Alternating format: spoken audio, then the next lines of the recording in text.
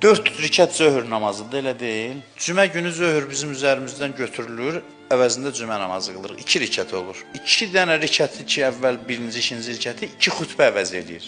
Ona görə də cümə namazının xütbəsi də çox önəmlidir.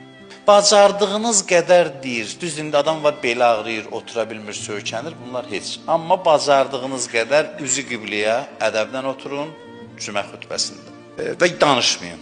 Hətta bir söz belə deməyin. Heç zikr də deməyin. Yaxşı şey deyil. Orada da söhbət gedir moizə. O götürüb verir, subhanallah, subhanallah. Lazım deyil. Zikrin yeri deyil. Zikr elə o söhbəti dinləməkdir. Həmin elə cümə namazında belə bir ayə var ki, məsəlüllezine hummilut tevrat summa lam yahmiluha kemasalil himar yahmilu asfara.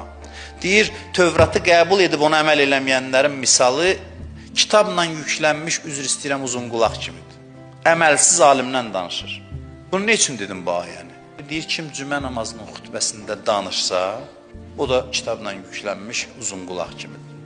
Və deyir, kim də o danışana desə ki, sakit ol, onun da namaz deyil. Düşün olmasın da, da bunun kimi belə gətirib. Bu danışır, sənin heç onu da deməyə ki, sakit ol, deyir ki, onu da eləmə.